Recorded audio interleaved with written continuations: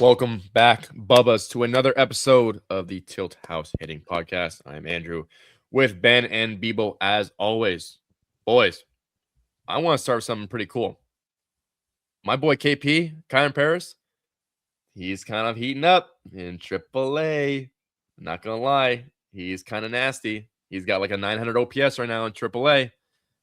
Obviously, you guys know the name from his stint he had, I believe last year it was when he was just going bazooka. I mean, just absolutely nuclear. And then obviously cooled off, didn't get called back up. But I mean, 263, 3-2, 443 slug.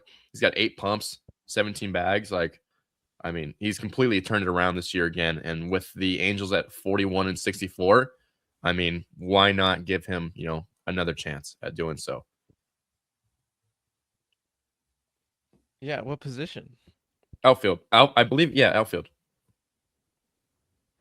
Yeah, I don't know. They've got it'll be interesting to see with the Halo specifically where their deadline ends up because they got a kind of a log jam of Wade Meckler's playing really well and he's been kind of relegated to the bench because they're playing Lau, Trout, Adele, Soler. So like the spots are few and far between. Maybe Adele gets moved, maybe Soler gets moved, but the Halos don't necessarily have a ton of room. Like they called up Christian Moore for a little bit, and I know that he was getting inconsistent playing time, and it led to disgruntled, demotion to the minors. So I don't know. I'm pretty sure KP can play some second base and shortstop too as well. Yeah. But okay, but they got Guzman holding down third. They got Zach Neto. They got Donovan Walton. They got Vaughn Grissom playing a little bit of those positions Donnie too. Walton? Like Donnie Walton's playing ball, brother. I saw Donovan Walton so many times at the facility. I never met him or anything like that. Whoa, but I saw him. whoa. Hand up, accountability. Donovan Walton's now with the A's. My bad. I was like, in my head, I was like, didn't he get released? And he was like going off. Yeah, he's with the A's. Also playing ball for the A's. He's playing well. Yeah, he's having a good year. But yeah, there's room. KP is only like 24, 25. So Yeah, give him that shot. There's no excuse for them to keep Soler, right? I mean, their Dude, future in this season and next season, why do they need him? I think that right now they're literally just giving him playing time to see if he maybe catches a hot streak and somehow attains trade value. But dude, watching him literally yesterday against the Giants, like he's just punch central. He is strikeout. He is trying to swing as hard as he can, and he is not changing his swing. And the guy swings and misses a lot. And boy, I do not miss having him on my baseball team as a fan. You mentioned the A's, and this is just random. I just saw this the other day. You'll never guess unless you saw it too. You'll never guess who the A's signed. Pitcher. Dallas Veteran. Keuchel. Save the season, dude. They signed Dallas Keuchel. 38-year-old Why is Andrew so stallion dark? coming in to save Sorry. the year. I told you it was dark in my room. There we go. Is that not insane? Yeah. It's a minor league deal. So we'll see if he makes it, but I mean, I don't know. But there's no one better than a 38-year-old to like. Dude, have you seen who they've been trotting out? It's not much better. They just DFA'd Savali. The A's have been going through it, dude. I think that there was a stretch where they lost 17-21 or something like that. Like they had lost 8 straight for a minute. Like they were down catastrophic. So for the A's, I'm sure they're just like, well, let's try something new, see what sticks. Like it's at that point in the year for them where they crept down to the bottom of the, barrel for MLB records, where for a while there, they were in contention and thought of to be, a potential playoff team. Yeah. That will still be a funny ass take of us saying, "Oh, White Sox or A's, who do you got?" And I think, we're the White Sox and the White Sox. Oh well, who was on the right side of that one? Just saying. Well, we didn't know Langoliers was going to go down with a torn meniscus. Yeah, the White Sox lost Murakami. What's your point? I'm joking. They're out of it before he got hurt, but it is crazy to think that they were thinking about trading him. Like I don't know. It feels like they're not that far away, especially in an AL West that Are isn't they? too strong. Not this season, of I mean, course. I'm saying like I mean, as we you go into thought we next thought year. they were close this year. Look at where they've ended up. It's the same result every year. And I get at what point do you stop it, but like this was I supposed to mean, all you got to be do is go. It's hard, but the Giants do it every year. They go 500 with nothing. Yep. no comment. So It's I so don't know. funny. The AL West race is fun. I've been watching Astros. I watched some of the White Sox Rangers series when Grant Taylor was out there shoving. But Dog. it's still anyone's division. Mhm. And it's one of those divisions where like the division winner's gonna get in, and then obviously no one is even close to like a wild card spot beyond that. So let's go Stros. Let's make a move. Get Yordan in the playoffs. See, what's our Triple Crown watch with the Yordan? He's killing it. He's He's killing it. I think as of like a day or so, um, he was just behind in average, but everything else he was up. He was number one. So And he's did so you know he's when Miggy won the Triple Crown, he didn't win it average RBIs homers because Hits? the report. I don't know what it is. I find it right now. Someone look that up? What Miggy I, led the Triple I Crown in? Because I the think he report, did, and dude. unless it was no, I mean the report said that this would be the first time since like 1950 that someone won the Triple Crown in these three categories. I think you got centelled. I think you got No, centelled. Yeah, I think it's those three categories plus hits. Because I don't think Miggy Cabs had the hits. I think that's what it was. let me I think see. there's somebody else with the hits leader. Isn't it just average home runs and Miggy RBIs? Cabs. Yeah, that's the Triple Crown. That's the true Triple Crown right Let me there. see. Let But me the look this up. hits. I'm gonna go on mute. All I right. think I Well, think he got centelled. yeah, I think he got centelled for sure. Homers. But speaking of Miggy Cabs in the AL Central, hat tip to Salvi Perez, by the way. Now the Royals' all-time leading home run hitter.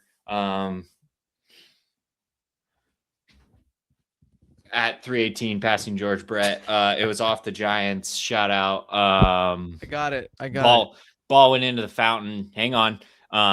Ball went into the fountain. Fan jumped in. Fan got arrested. Salvador Perez pleaded with the police to release the man. Don't know where the story left from there, but fun story. Andrew, please put that clip in there of the fan getting arrested. Hilarious. Oh shit! I know that was so. He literally just jumped right in. He's like, "Police, please release my fan. Yeah. Please release." Oh yeah. Please. He said it in the post game presser because they literally arrested the fan. He jumped into the fountain to get the baseball, and then they took him out and arrested him. Trespassing. That's so funny. Marsh. All for a home run. All for a home run ball. Dude, that's the all-time franchise leading home run ball.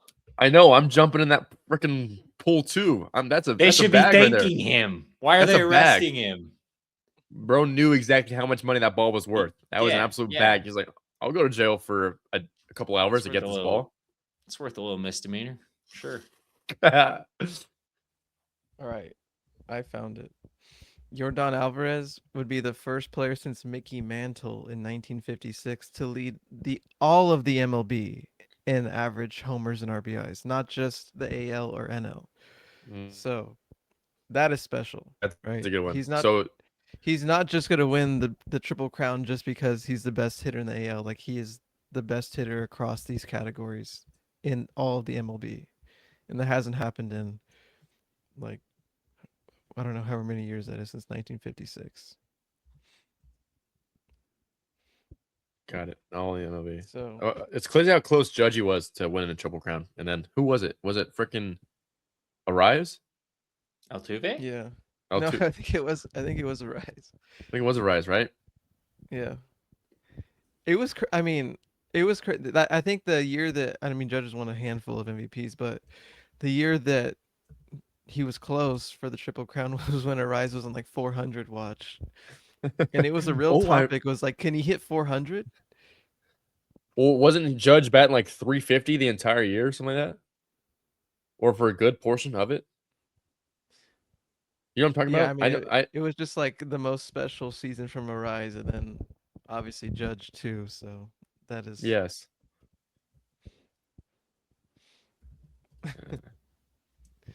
to think how far he's fallen playing for the Giants now, man. That's such Whoa, hey, it is not on his accord that what's going on is going on. He is doing what he's doing in spite of what's going on, okay? Just watch your mouth with the slander. Freaking getting your nose up in our business, just like you did with the ground rule double. man. Who do you think is leaving? I Who's don't it? wait. I don't understand that. Wait, hold on. Why did The you say Padres filed a grievance against the Giants for a ground rule double because they said, "Oh, well, Luis Rice didn't touch home plate." Why did Padres have to stick their nose in that? They were the ones that reported it to MLBPA or the MLB whatever. They were? Yeah, they were the I mean, ones the that run. filed the grievance. While They they're wanna all the make way sure. over in Miami, they're complaining about a game in San Francisco. Why does that matter? Like, dude, we're bottom dwellers. Why do you have to be so petty to get the run removed? What does that do? If anything, I that think probably hurts you because we probably get a better draft pick because of runs scored in some weird rule for standings. I don't know. But still, the Padres being the ones that rat on us. Padres are a rat organization. they gotta make sure Can't the run differential's down. So the extra Oh run. yeah, sure. Gotta make sure freaking get to the playoffs and actually win a couple series one time. Maybe do something that matters. Hey, how's Cronenworth doing, Marsh? I haven't heard that name in a while. Better.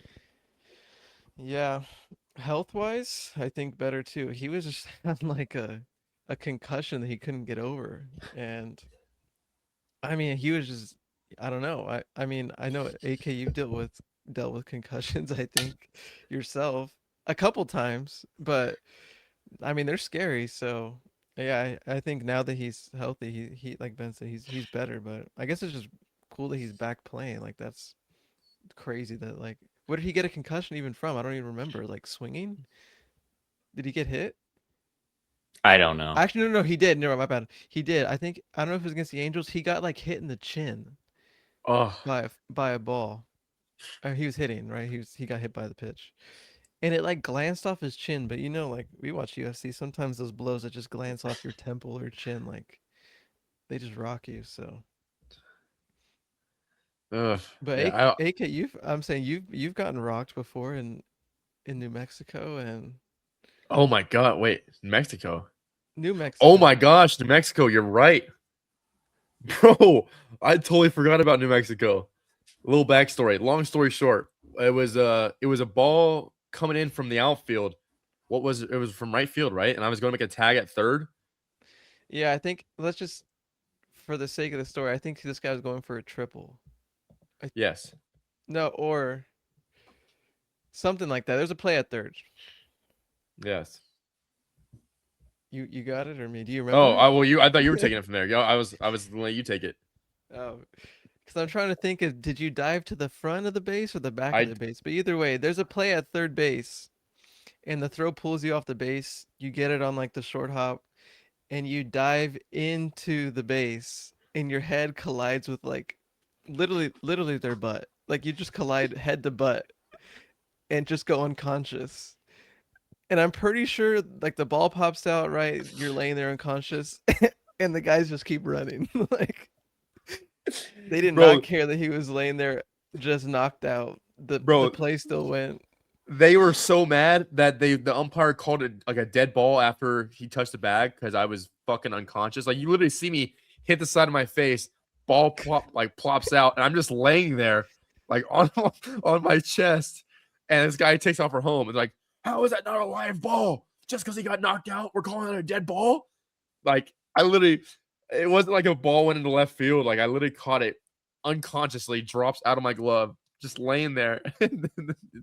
That's a good memory, Marsh. That's a really good memory. Bold strategy on your part there, going head the butt. That's Well, it it was like a throw that took me up the line, so I was just spinning off of it. So like imagine I'm making it this way, and like, I was trying to just reach back the other way to get the tag down, and then I just like literally just like head to butt, but like my head was like this, and it was like boom, and like my neck was all weird and shit, and then just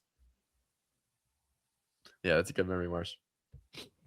What do you think that was? Like, was it the impact, or like were you dehydrated? Was it the elevation? Like, what? Oh my gosh, you know what's so funny?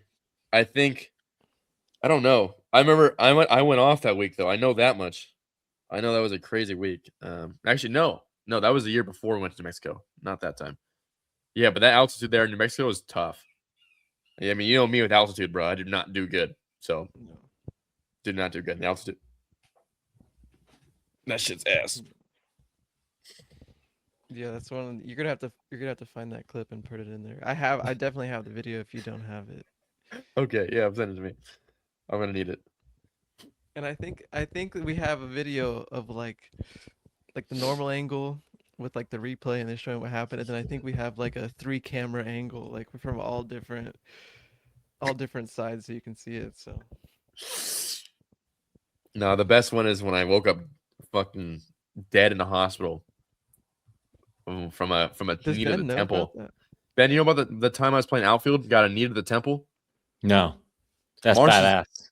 I was playing outfield and running, dive for a ball, and the guy stood up and he's just trying to catch it over me. Knee to the temple. I'm on the floor. Marshall will forever make fun of me.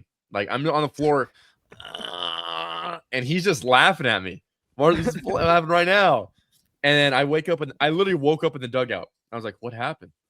He's like they thought I was trolling. They dead ass thought I was like trolling that I walked off. Like I literally woke up in the dugout. And I went to the hospital, and I was screaming bloody murder. Bro, they were about to send me to a mental hospital. I swear, like, they were this close to send me to a mental hospital. I was screaming bloody murder.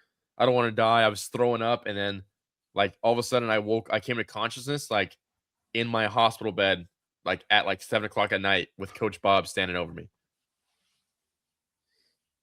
Wow. I did not. What age was this? This was Mars. This was the last time we played together. We had just graduated, so he was right before. This is what's so funny because he says Coach Bob, and like Coach Bob is the one that like had us playing, right? Like he invited Andrew, invited me, and he goes and gets Andrew knocked out right before he goes to Fresno, like a month before. Like this happened probably in July, and then August he's going to Fresno, and he's like, "Oh crap!" Wow. Like this guy's going off to college, and he's just got knocked out. Like the only guy on the whole team that was, besides Garrett, I think, like the only guy that was like still playing is the one that got hurt. But yeah, that was so funny. I mean, Ben, if to make it more clear, he was playing center field and someone was playing second base, and I think No, I was in They I just was in right. Campo was in center. okay, sorry, okay, he's You were playing at second right. base. I was playing first, but it's okay. And yeah, ball like right over the second baseman's head, and then yeah, he dives, center fielder doesn't dive, and he dove into his knee.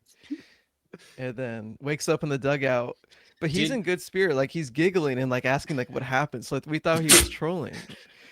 And then so we were telling him like, "Oh, like you're 0 for 4 today with 4 Ks." He's like, "Really?" Like he doesn't remember anything, but like if you know Andrew, like it just seemed like he was just being like silly or something. Like Jovial. I don't know. Like Yeah. so we were playing into it, and then he was fine. I mean, like yeah, he didn't remember anything, but then as soon as he went to the hospital, that's when they were like, "Oh no, like this guy's throwing up." Like he's crying, good. he's laughing, like he was going through every emotion, and like everything in his stomach was just coming up. So I don't know. That was the craziest. Like they were seriously this close to sending me like a psych ward, like dead ass. Like this kid's brain's not right. Like we need to get him out of here now.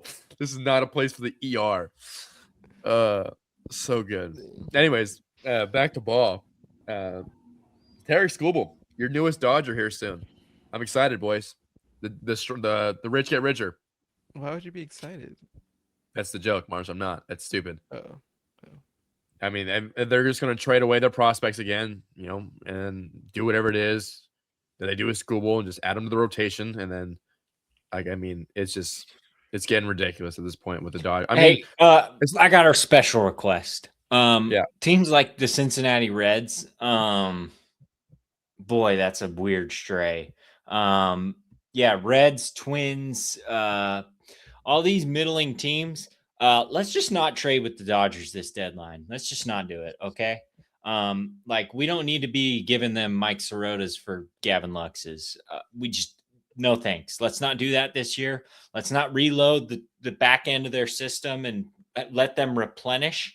Let's just let them be stuck in their tax luxury hells, not be able to replenish with good draft picks, and then eventually let's recirculate all these teams. But you see, the thing is when you do that Gavin Lux for Mike Sirota trade, you're constantly the Dodgers are just so good at that. They find value in we'll give up our 24th ranked prospect for your 23rd ranked prospect because we know you're or 28th, whatever. Our 24th for your 28th because we know we can take your 28th and make him into our 12th. And then they trade that 12th for, a Brock Stewart or a Caleb Thielbar at the end of the year. And then it ends up having a surplus value. And then the Dodgers end up winning the World Series again. This is what happens every year. Yeah. I mean, that's been the Dodgers' MO of being able to take guys who are washed up, something's wrong with them, broken, and then make them into just absolute studs. It's impressive. I'm a Giants fan, but it's impressive. I hate it, but it's impressive. Agreed. So it's frustrating. There's only a couple. It's not like they have a roster of washed up. Their roster is star-studded. No, you but have the examples of Muncy.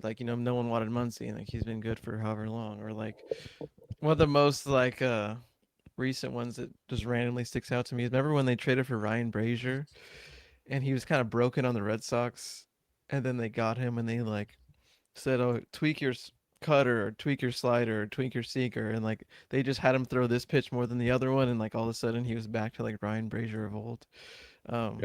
That the bullpen stuff that for sure, they're very smart when it comes to the usage of pitches. So, but don't give them too much credit. They have a freaking loaded roster.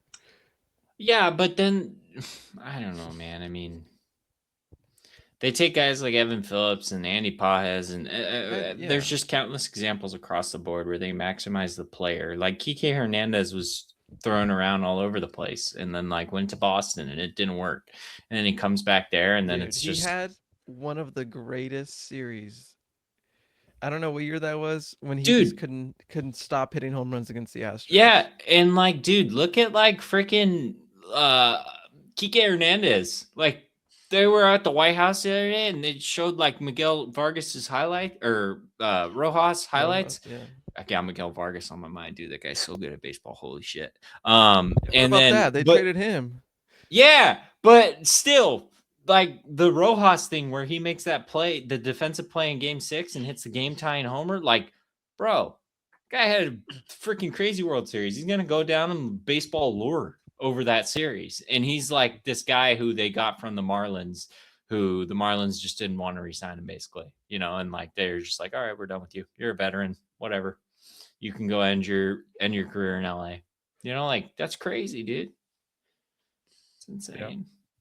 What do you think the Dodgers would have to give up though for a guy like Skubal?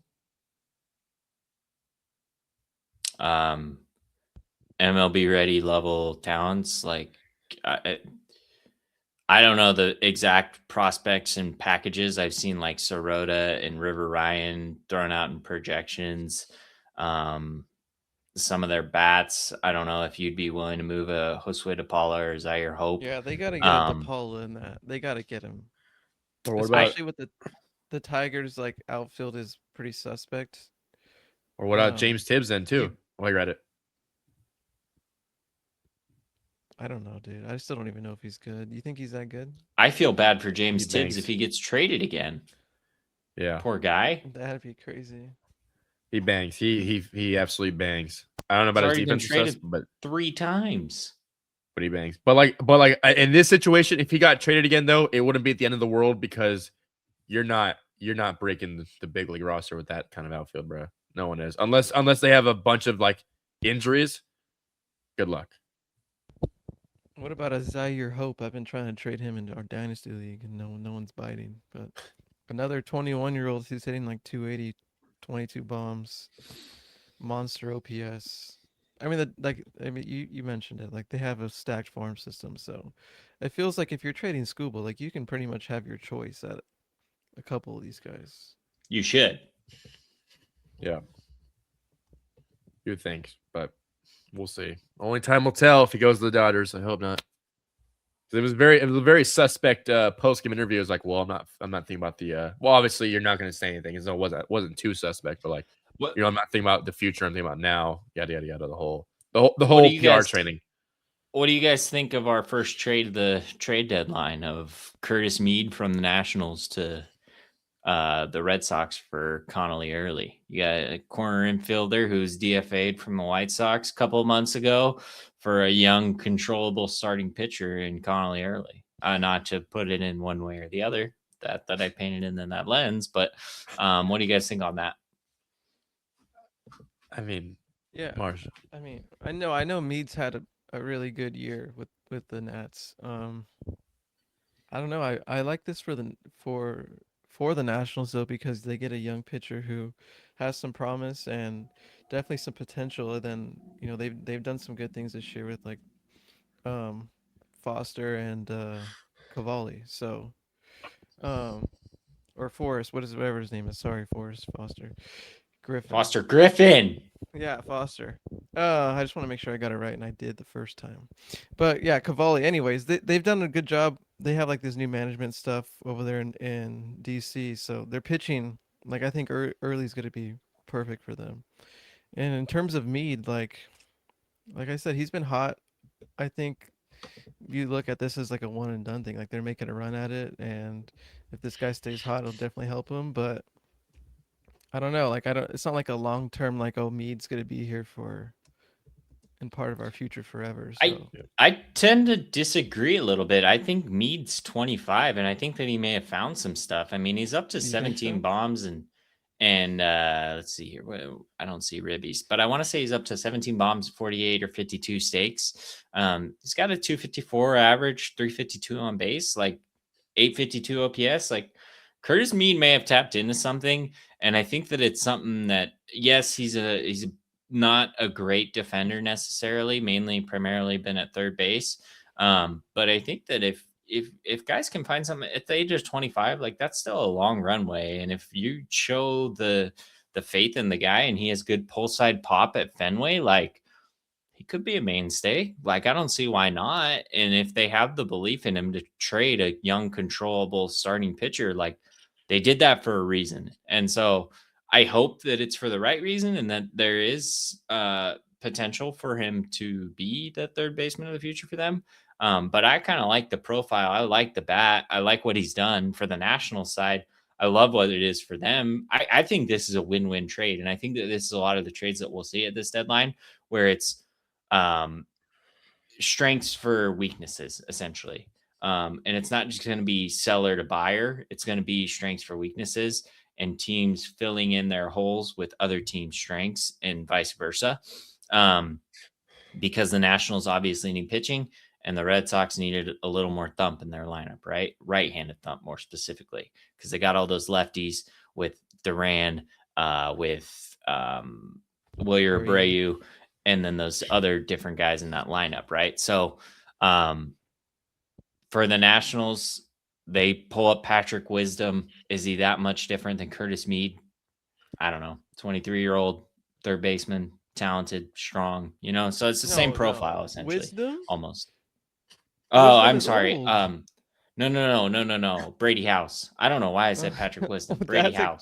I was gonna say that's a crazy 23 throwback name. Brady House back up. So that's the move. You trade for early, and then you bring up Brady House as your replacement for Curtis Mead, who Brady House had run earlier this year, and he hit 11 bombs. Over I don't even think it's that many games, but 11 bombs. So who gets called up then who gets called up excuse me, who gets called up from the Nationals when CJ Abrams gets traded? You can't fill that hole. Eli Willis. They'd Keeper, no, but that is Seaver King or something like that. There's some guy that the Nationals fans were like ragging on that were saying that this guy's Seaver King, I want to say. He has better stats than Brady House, who they pulled up, and they should have pulled him up. But they'll fill it in with Nasim Nunez and Jose Tena and others. But I don't think that they should trade CJ Abrams. I think CJ Abrams is having a massive breakout year, and like the potential for this guy was through the roof for him to be part of the Juan Soto deal. And like, 25 bombs, 79 RBIs. Like what better are you going to get? Supplement around this guy, try to extend him. You got one more year of ARB, but I don't know. The Nats need to make a decision clearly. And if you're not going to extend him, then yeah, maybe it is in your best interest to trade him. But the talent and the skill set, you'd hate to see it walk out the door. Yeah. What the? Is that on purpose? I touched the wire. You said walk out the door and your camera turns on.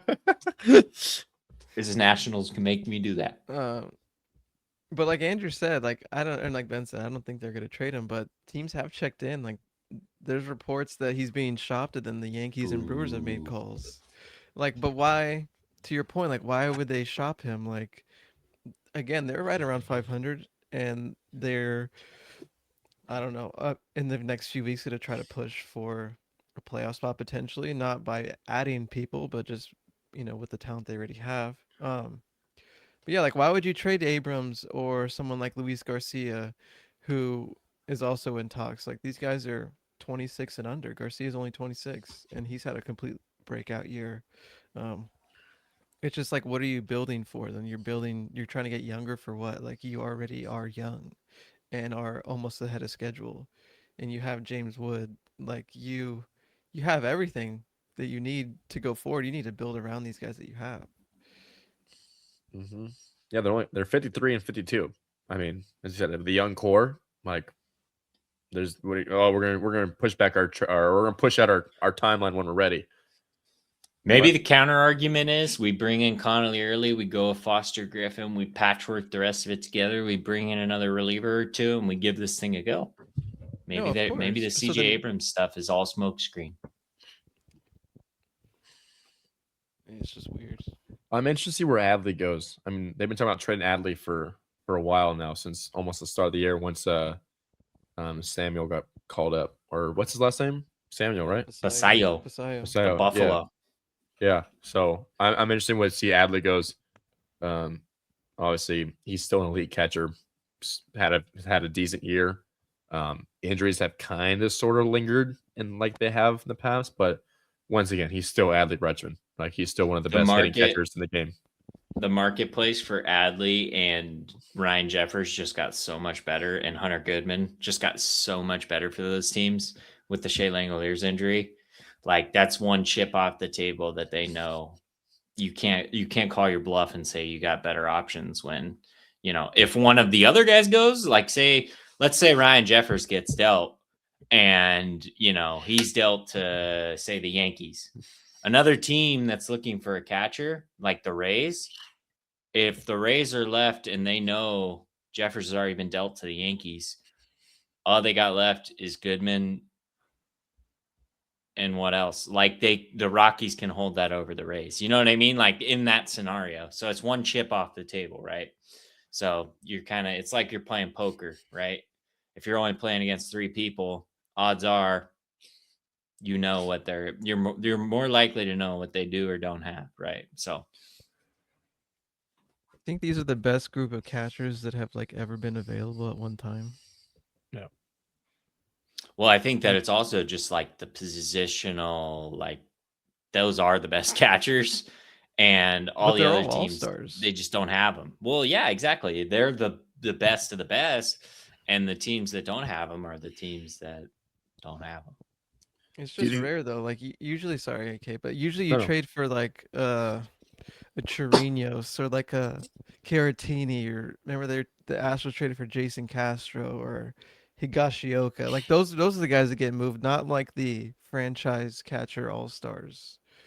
And that just seems like a interesting, like we're at an interesting point where like all these guys who are really good are available at the same position. What do you guys think the Mets are going to do? being an absolute dumpster fire that they are, but having So all this money on the book. everyone is gone. Even Lindor? I think Rosenthal said last night on the Fox broadcast that they could have 6 separate trades. It was like Minner, Lindor, I forget. I'm gonna butcher this. So it was like 6 names essentially. Where they're Peralta, gonna Holmes, Rayleigh, Holmes. Weaver. Yeah. Yep. All 6. I could see it easily. Why not? Shed payroll, reset, come back next year. You still got Soto. You're built around that. You still got Benj. You still got Ewing. Like you've got mainstays that you know are going to be there for you next year. So supplement those pieces with, newer pieces and or free up space to make more moves to geez Louise, to help those guys. I was thinking bring in ancillary parts to, help those guys, but bring in more pieces to help them. Marsh, get me out of here. I'm word soup. I was just gonna say that it's clear the polar bear was the glue to all this, and he leaves, and they're done. They've melted. Good point. They're done. Do you guys think it's like a roster construction thing, a player development thing, or like a coaching thing at this point in time? Because it just seems like they should be a good on paper. Like there's no way this team should be this bad. I think it's way too hard to tell from the outside looking in. Personally, if I were to pinpoint it,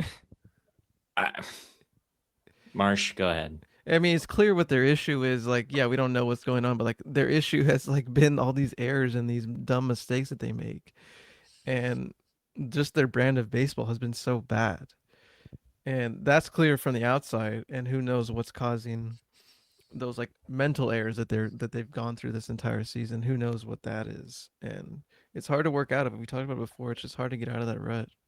Yeah.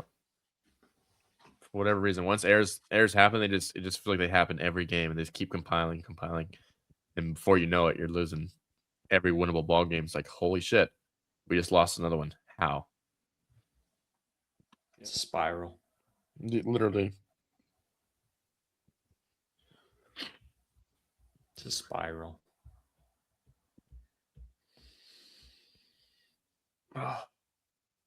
What do you think of, speaking of the trade?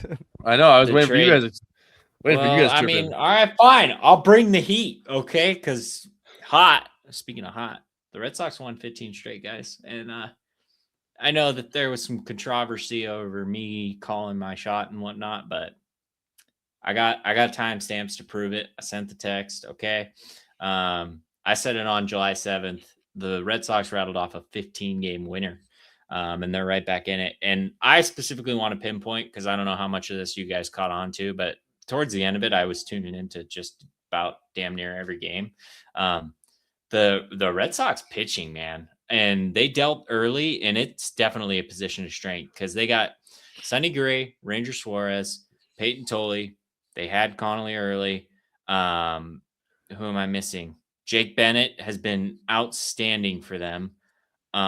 He's a rookie that not many people have heard of or know of. And then there was 6. Who am I forgetting? I'm so ashamed of myself for missing this. They got Patrick Sandoval in there right now. But those guys have all been pitching just tremendously. And then on top of that, the back end of the bullpen has been nails with Chapman, Whitlock, Slayton, and then Guerrero. I don't know if you guys have seen this Guerrero guy, but good Lord, throwing 102, 103 mile an hour bowling balls up there at 6'7". He's massive, dude. He kind of reminds me of like Felix Bautista. He's really impressive. If you ever see him on the hill, Tyrone Guerrero. He is a staggering 6'8", 225. And he is in the 100th percentile for fastball velocity, averaging 100 miles an hour on the dot.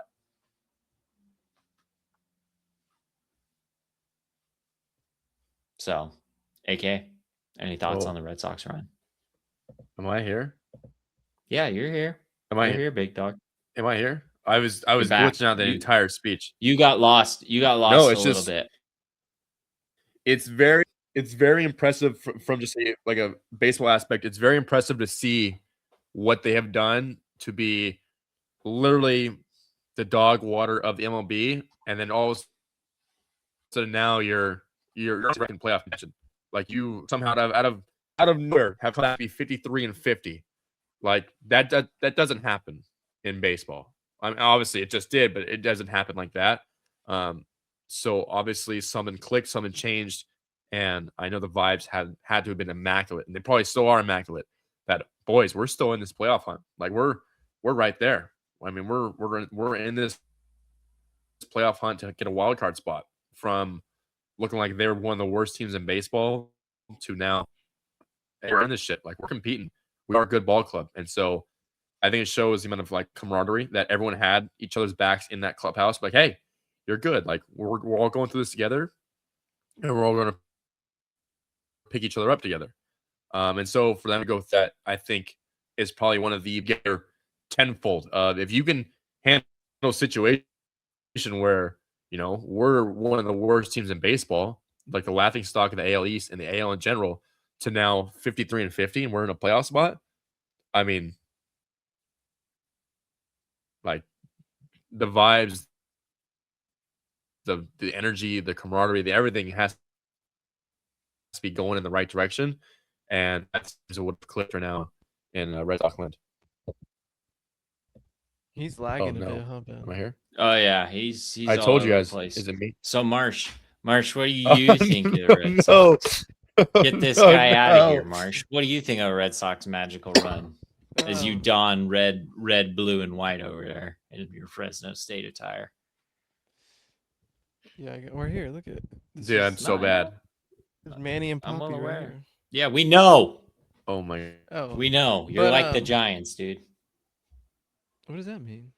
It's bad. He's bad. The connection is unstable. Am I better? Oh, AK. Am I still lagging? I think he's fine. I can't tell. It's gonna show itself when you start talking and rambling. Here's what I think. I think this run is special. Obviously, that's clear. But this pressure that they've now got on their backs to like continue it is what I'm most interested in. I think they've lost 2 in a row now. But yeah, like they've worked so hard to get themselves back in there. Like now is when you start to feel the pressure because you're close to a wild card spot and you're right in it. So the moves they're gonna make is gonna help them, assuming they make moves. But I don't know. There's something clicked, and hopefully now that they realize that they're in it, like they got to keep this up because like the hard work is still in front of them. Like yeah, it's crazy to rattle off that many wins in a row, but you were so far behind that I mean it's going to be really really hard to continue. Maybe this sustained success that it takes to even just get a wild card spot. Yeah, so, I don't know. I think that they can do it. Like I said, I think one of the Tigers or the Red Sox is going to be the teams that end up coming through in one of those wild card spots. Right now, as we sit today on Sunday, July 26th, my standings are being pulled up. Your top 3 for the wild card are New York, Boston, and Cleveland. Boston's got 2.5 games on Minnesota and Houston, followed by Seattle, Baltimore, Detroit. So, that's interesting. I honestly think where it sits right now, those are going to be our playoff teams. I could see maybe Seattle or Houston getting hot, but I only see one AL West team. Yeah. So I think one of the Rangers, Astros, or Mariners, and then I think Yankees, Red Sox, Guardians kind of clears. That kind of checks out, or White Sox and Guardians flipping. Also, I can maybe see the Guardians or the White Sox dropping out. Ooh, gets a little hot in White the Sox. kitchen. I know. It disgusts me. It disgusts me. But I see holes. I see holes in that team. They have the best bullpen in the MLB for like the last however many weeks. I understand, but something about Trevor Richards in mop-up duty scares me. And I know it's mop-up duty, but something about Sir Anthony Dominguez. I've seen him in some leverage moments, give up some big-time moments.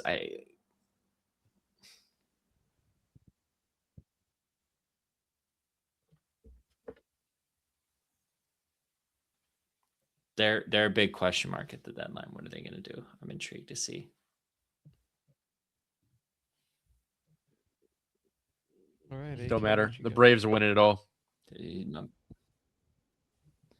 I agree. Hell yeah, AK. They need to get an arm. Schwallenbach's coming back, but they need to get another arm, I think.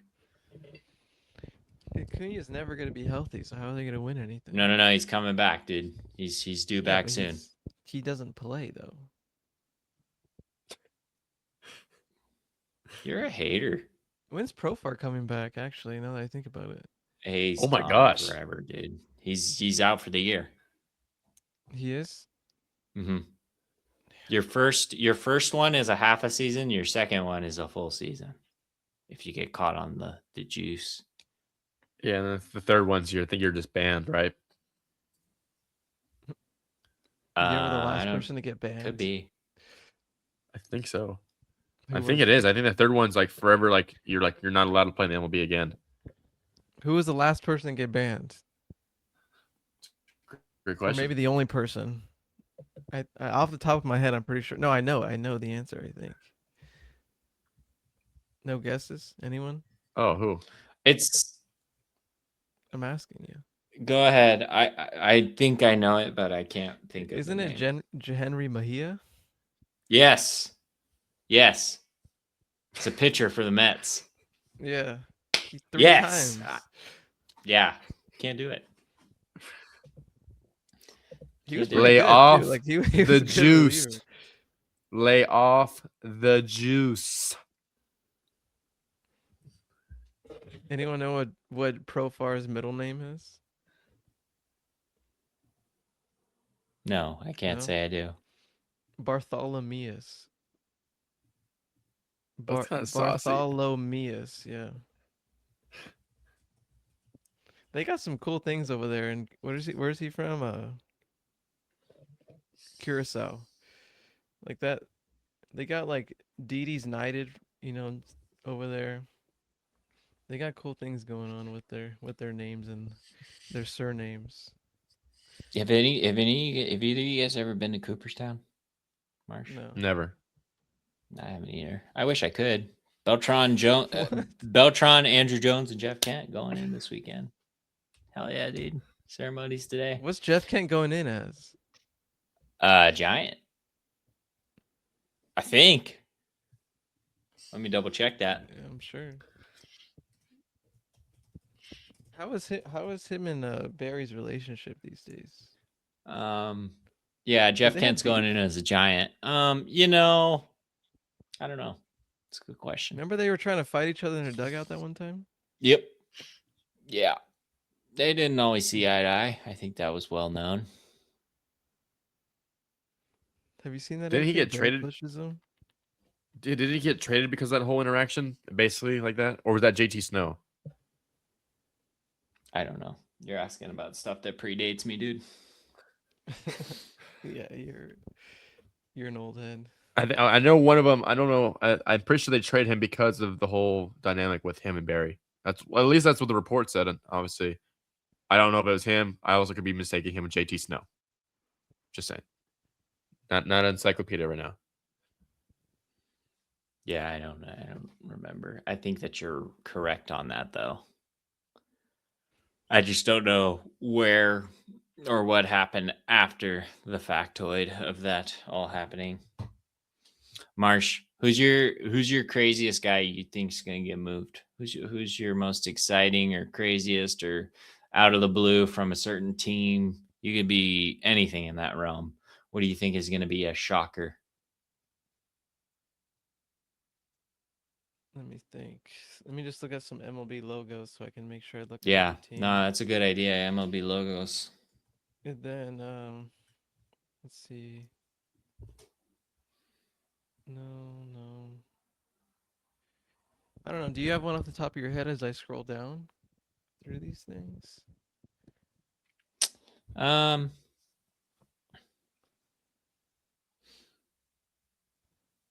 hmm. I'm back. I got one.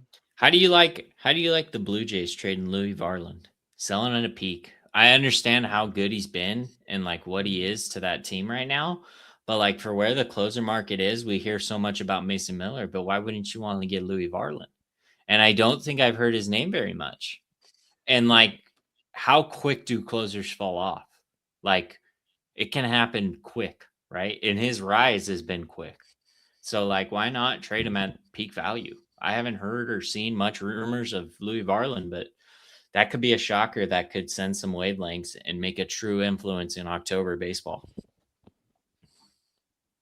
Yeah, I think the biggest shocker is Ketel Marte. Like the Diamondbacks have played themselves I into don't it. see it.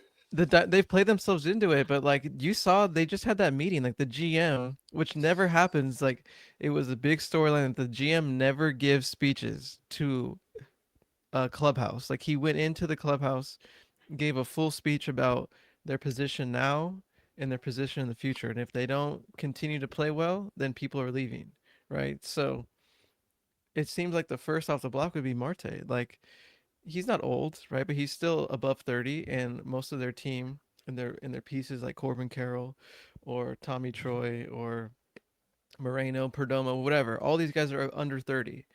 So it seems like yeah, they're in it. Yeah, they're right there in a wild card spot, but a week could go by where they lose 2 out of 5 or 3 out of 7, and all of a sudden Marte's on a different team, and they could trade him and probably still make a wild card spot, but it just seemed that would be the most shocking to me. Like he's an all-star, top 5 MVP vote type player that might get traded on a team that'll make the playoffs. Yeah. At a premium at second base as well. This guy, you're muted. Something. No, Hello? he's good. He's kosher. You're Can't good. hear. Don't listen to Marsh. Hello? Yeah, you're good. Go. No, Rip. that was a good take. No, that was a good take. I think we've been talking about this for a while. I know, Ben, you're kind of in denial because you don't think anyone can fill those shoes. But like, once again, look at the NL.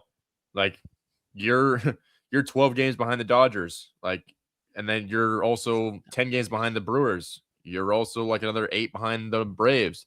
Like, just obviously not the same division, but like, are you really gonna beat these guys in a playoff push? Like, are you really gonna like compete in a playoff push? Or like, hey guys, we made the wild card team. I know we're not winning it all this year, but like, congratulations. Like you know what I'm saying? Like, guys are playing to win the World Series. And if I'm a GM, take a step back, like, hey, this is not our window. I don't think my roster right now is good enough to compete with the big dogs in the West Central and the East, in a sense. And if we got to give up Marte for a couple more young bucks that might come up and give some young guy a shot, or maybe Tommy gets some more time in the infield, like, so be it. Yeah, he's gone. You guys want to hear my new darling in the fantasy world? Name to watch out for the second half of the year or last quarter of the year. Who would that be? Heriberto Hernandez in Miami. He's a dog, dude. I know, Marsh. I know. He's rostered. I know. I got him in my other league. He's a dog, dude. You want to talk about tools? This guy's got speed. He's got the arm. He's got the hit tool. He's got pop. He's got a little bit of everything. Very fun and interesting profile to look through. He's already up to 14 bombs and 7 swipes in limited playing time. And since Griffin Conan has gone down, he's been getting the bulk of the playing time over there in left field for the Miami Fish, and he is in the 3 hole. So he looks like a mainstay for the Fish and pretty impressive. How about the run that Esmeralin Valdez has gone on too with the Pirates? Oh, Dude, insane. that guy is insane. That guy has been nasty. Yes. And I mean, like you can talk about the home runs and some of the things he's done with the bat, but like I saw in that Yankee series that just happened last week, like they were pitching around him at times. Like there was times they had a base open and they weren't giving him nothing to hit. So it was He'll just kind take of his crazy walk. that this guy's come in and he's earned some respect quickly. Like in these big games, in these big situations, like teams would rather pitch to someone else in their lineup, and it's happened so fast where this guy's just got called up, started hitting bombs. I think he was called up early on in the season, played fine, not great, and then they put him back down. And since coming back, um, but yeah, he has all the tools to be a special hitter. Absolutely. You know what fires me up? Speaking of guys who are doing well, Bryce has kind of cooled off Eldridge over the past 30 games or so. 202, 310, 385, with 40 punchies and 109 at bats. But I'm excited for him to then bounce back and recover from this, because obviously you're going to go through the slumps, and it was obviously a matter of time of when he did so. But I'm excited to see how he rebounds from this, and like how well he can bounce back and how quick, and like I'm a big leaguer, and like kind of get that like experience of, obviously everyone goes ups and downs, but like ups and downs in the minor leagues is way different than obviously at a big league level. So to get that experience of like, hey, I'm struggling right now, right? And I'm gonna work through it. I'm gonna battle my ass off. And then in a couple months or next month, it's my month, and see how he rebounds from that and just gets more experience. Because once again, we know the Giants are selling. Bryce is obviously going to be our cornerstone first baseman for the next, I don't know, 10, 15, 20 years. So I'm excited to see how this experience helps him, going forward in the next season and obviously the rest of the year. Yeah, I don't know if Ben had a passionate opinion on it, but No, I mean, I've gotten a lot of my Giants stuff out. I don't need to. I'm in a bad way with the Giants right now, dude. They frustrate me. but yeah, to AK's point, to put it simple, like there's nothing to worry about. Like this is, as Ben would say, par for the course. Like he's gonna go through Wednesday. his first run at the big leagues. Like he's gonna go through these struggles. Like this is completely normal, and it doesn't like define the type of player that he's going to be. So Oh yeah, 100%. I'm gonna make sure I ask him to get on the pod after this, or after the season. I'll ask him. well, The boys he'll wanna would be love to have you here on. after after he sees Teacher Man. The boys Hey, do love you to have guys on. know? You guys know who has the longest losing streak in baseball right now?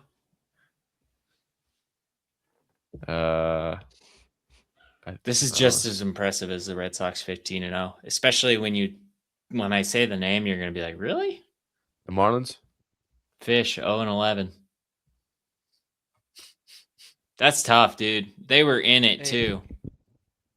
Did you see? No, they were in it. But did you see the way that game ended a few days ago when Sandy went into the 8th inning? Yeah. Crazy. Like so he went out in the 8th already at like 100 pitches. They do this with him. Didn't get an out, I don't think, in the 8th inning. Yeah. And it was funny. I was thinking as Yordan was coming up to hit, I was thinking like, all right, like this could be his last hitter if Yordan gets a hit here. But they kept panning over to the coach and then to the catcher because he was, they call signs. The Marlins are the team that call signs. And he missed with the fastball. It was supposed to be fastball away. Missed in. Yordan didn't swing. And then he went to the fastball again away, and Yordan hit one like off the cement in left field, right? And then like very next pitch, I was like, okay, he's done. Like that's it. Very next pitch, like Paredes hits a fastball on the train tracks. And they just let him die out there. He was like 113 pitches. And it went from like it was a 2-2 ball game in the 8th. He had 100 pitches. What a game for Sandy to like he just gave up back-to-back nukes and lost, gave up 4 runs. And they just let him die. I mean, it was crazy. Yeah. No, it's pretty typical. The Marlins will tend to do that with him. It comes with the course though, like or the with Sandy's profile, just because Sandy takes pride in pitching deep into games, and when you pitch deep into games, things like that happen. So, it is what it is. By the way, Murakami just hit a bomb, and the White Sox might be back. They're so back. He's so back.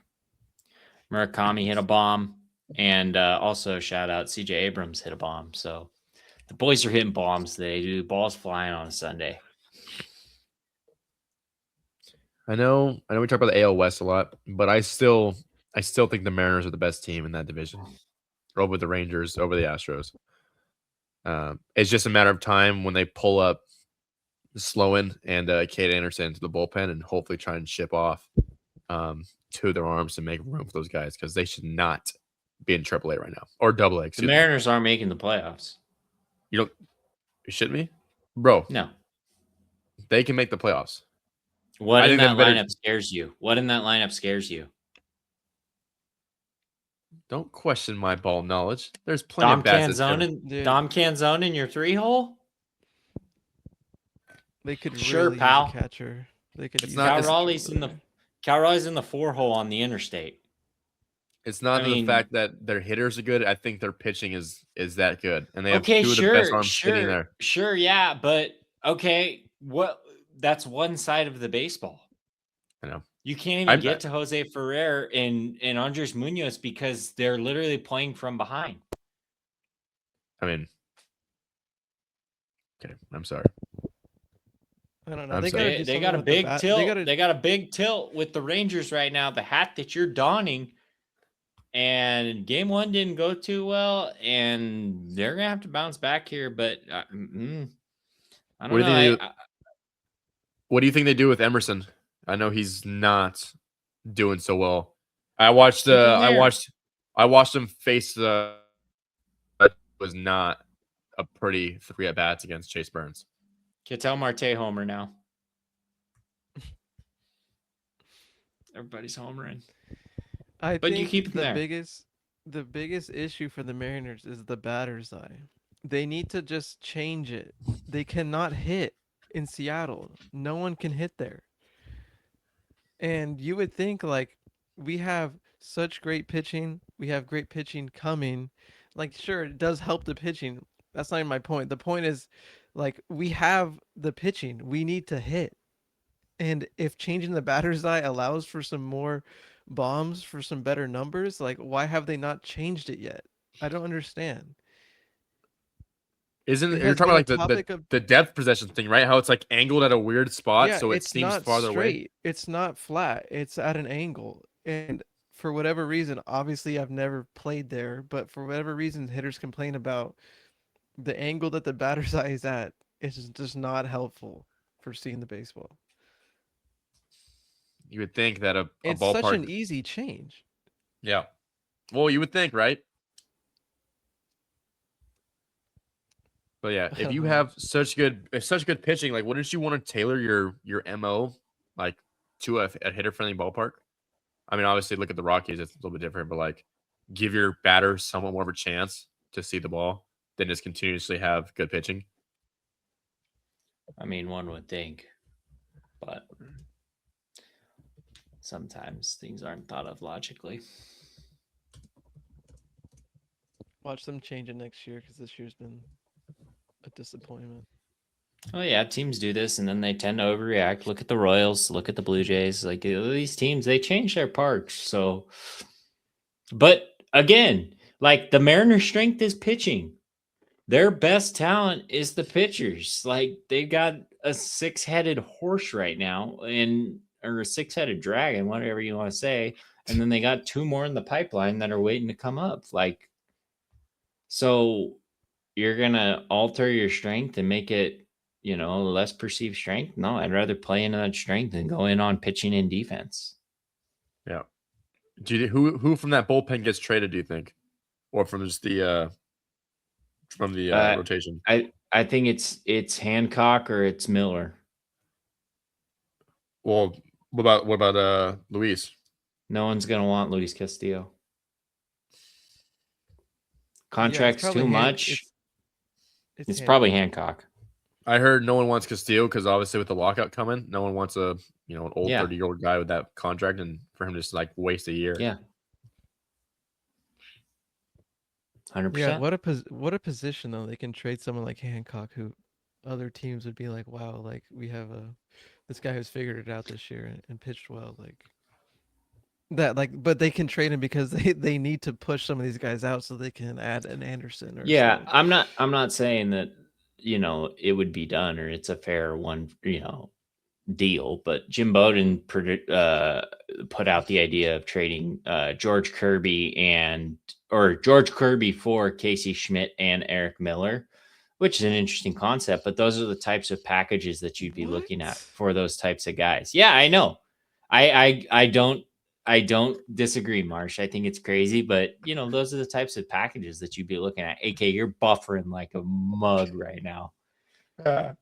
So see your way out of this one. Marsh, why did you have that gut reaction, Marsh? Because it's the Giants. I just didn't think you were gonna like mention the Giants. I don't know. Like I didn't think George Kirby. But and like, the Giants is would be that deal associated. crazy? I think it's crazy. I mean, why is Eric Miller that good? I know Casey Schmidt has figured some stuff out, and it looks like but again, he's going to another bad ballpark. But I'm saying like put him in a different ballpark, maybe he's even better. But like, is Eric Miller that good? Like, why do the Mariners need Eric Miller? Eric Miller's pretty good, and lefties are valuable. Bullpen lefties this time of the year, they are inherently pretty valuable. It just doesn't. Why Kirby? You could probably do Hancock, and the Giants would say yes for that. I don't think so. The Giants view Casey Schmidt really highly. I don't know. The Giants brass Hancock and Miller, then do both of them. I don't know. That's an interesting one. But there's a multitude of deals like that where it is very, very interesting. So who knows? But trade deadline's fast approaching. It'll be a fun time. It'll be a fun. Indeed, fun it time. is. Indeed, it is. I got one more hot take, and this is real because I was just talking about this before we got on today, and I think the Padres should trade Mason Miller. And that's not like the controversial. I believe they should trade Mason Miller. Okay. And I think he's as valuable as someone like Skubal. Like maybe not to the degree because he's not pitching 7 innings, but he's possibly the best reliever we've seen like ever. Okay, this guy's completely shut down, automatic win in the playoffs in the 9th inning. Like how valuable is that for someone like the White Sox who need it, right? Something like that. And the Padres, like, yeah, you're gonna miss out on like a generational arm, but they need to do something. And they're getting older. All those young guys that they traded away are way better than what they have on their current roster. So they do a good job evaluating talent. Obviously, that's how they got some of these players is they've sent away good talent. So I would be completely fine with him trading Miller and then receiving a handful of guys that I would trust them, to develop into big leaguers. Yeah, I don't know. I don't even know if that's a hot take. Is that a hot take? It's a good take.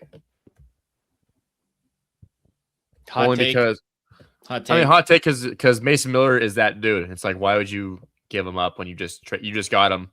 Why would you also just give him up? So, hot take. James Wood is on an Aaron Judge trajectory. He's good.